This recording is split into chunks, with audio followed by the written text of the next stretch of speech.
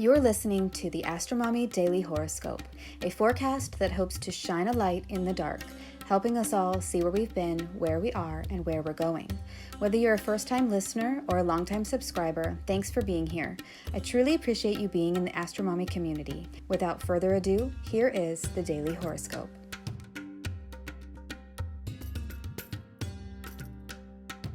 Throw it out and start fresh. New moon in Virgo on Thursday. Daily horoscope for Wednesday and Thursday, September 13th through the 14th, 2023.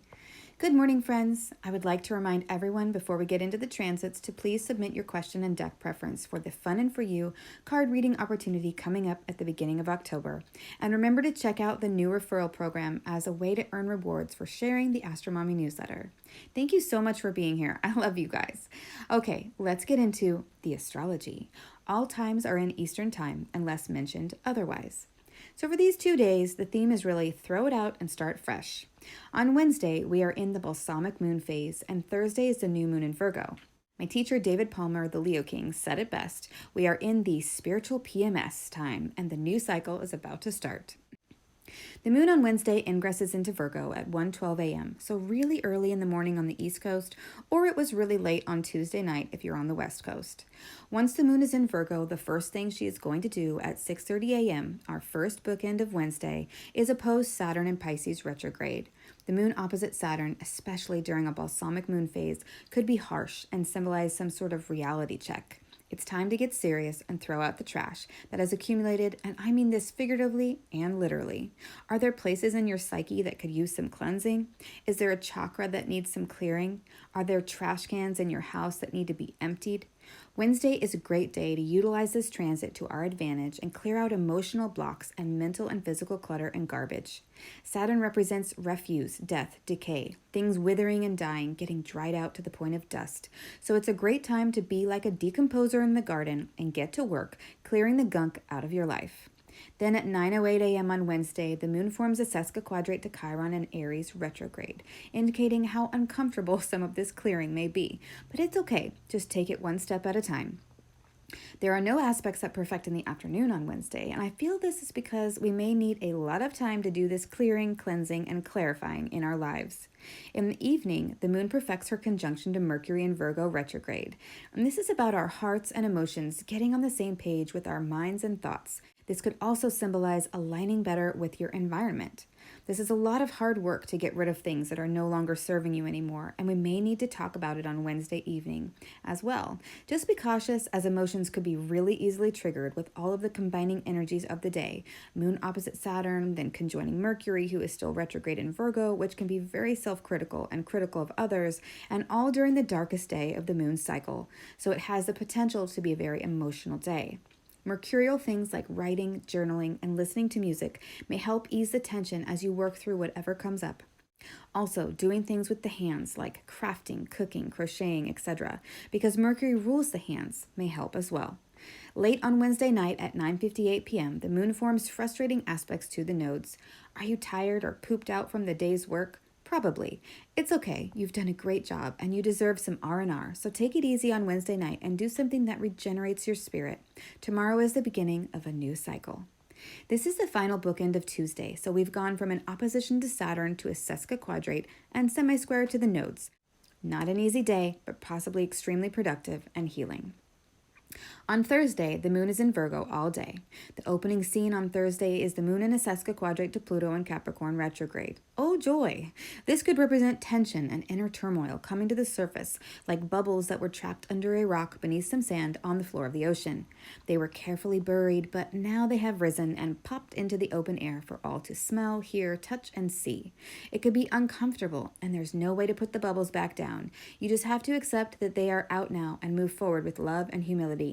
At 8:27 a.m., the moon perfects a trine to Jupiter in Taurus, retrograde, and this is a positive and harmonious aspect that represents some sort of redemption, forgiveness, or benefit.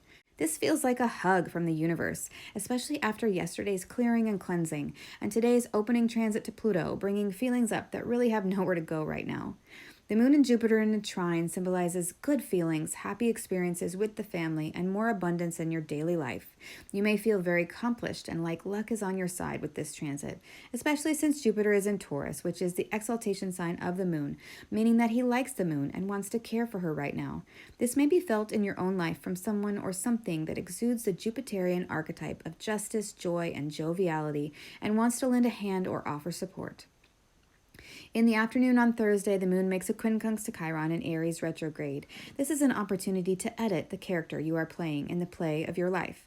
Constructive criticism could be beneficial right now as you shape and mold your identity. In the evening on Thursday, the moon in Virgo conjoins the sun at 21 degrees Virgo, 58 minutes for the new moon at 9:39 p.m. Eastern Time. Below is the new moon in Virgo chart cast for Washington, D.C. using whole sign houses. I put together a simple table below for you to see which house topics this new moon will be activating according to your rising sign. How to read the table. Find your rising sign in the left column of the table, and you'll see the topics associated with the house that Virgo rules in your chart based on the whole sign house system in the right column of the table. This is not an exhaustive list of house topics, but just something to get you started. So there are 6 interesting things about this new moon chart that I want to talk about in more depth. I made a separate post taking a deeper dive into this new moon. If you are a subscriber, that post already hit your inbox, or you can access it by clicking here. But briefly, the new moon in Virgo represents a new beginning and a fresh start. It also represents finally getting to work on something with the industriousness of the Virgo energy and carrying that intention on through to the next new moon, which will be the first eclipse of the season, the solar eclipse in Libra on October 14th, 2023. The final scene for Wednesday night is the moon in Virgo forming a trine to Uranus, representing unexpected things happening that may bring about positive disruptions to your evening routine. The moon in Virgo is methodical and systematic, but also flexible and able to adjust and adapt. Uranus in Taurus creates unstable ground like tremors after an earthquake. But because they are in a trine with each other, and Uranus is in the exalted sign of the moon, this symbolizes a positive change or shakeup. Plus, let's not forget that Uranus is co-present with Jupiter, the greater benefic, and the moon and Jupiter just had their trine this morning. So I feel that this symbolizes something unexpected swooping in, but it is welcomed with open arms. Let's move on to the card for the day. What is the guidance for today? 20. Judgment. On this card, we see the angel Gabriel playing his trumpet. There is a man and woman on the card, clutching their hands in prayer, eyes on the angel. Behind the angel Gabriel is a staircase that leads to a golden sun. When the judgment card comes up, it is asking us to wake up to the calling of our highest selves. This can represent a spiritual awakening or a feeling of the evolution of the soul. It represents letting go of our old selves and stepping into our new selves. We hear the call of the trumpet, and we are ready to rise up and embrace the change. As the card for the day, I feel this is symbolizing that a major shift is occurring in our lives.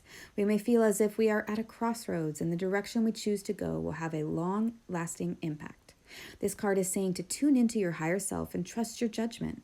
We have learned from our past and are ready to move forward. We have cleared out any regrets or negative feelings, and we stand without fear, absolved. We have been purged and cleansed, and we are ready to start a new chapter in our lives. This card also symbolizes sharing your struggles with others who have overcome the same things in life, and that a supportive group environment may be comforting and helpful along your journey. Let me know if this reading resonates with you in the comments. I hope this is helpful. Until Friday, AstroMommy. Thank you for reading or listening to the Daily Horoscope. Quick links and resources can be found at the bottom of the newsletter. Today's card was pulled from the Celtic Tarot by Helena, Paterson, available on Amazon. If you seek knowledge and enlightenment, the AstroMommy Newsletter may be right for you. Side effects of reading or listening to the AstroMommy Newsletter are common and include joy, jubilation, delight, happiness, gratitude, love, triumph, feeling in tune with the universe, experiencing deep insights, reflections, and contemplations, a lightened soul, a lighter step, feeling awake when others are asleep, illuminated, enlightened, having spiritual experiences, noticing repeating numbers, animals in nature, or songs on the radio that speak to you, getting vibes, clairvoyance, clairaudience, and clairsmellience, feeling like you know secret language, biophilia, crying tears of joy, emotional literacy, feeling lively, stable, exalted, having an auric glow, or feeling like you woke up on the right side of the bed have all been reported. If you purchase anything through the affiliate links that I provide in the newsletters, I will make a very small commission. Thanks for listening.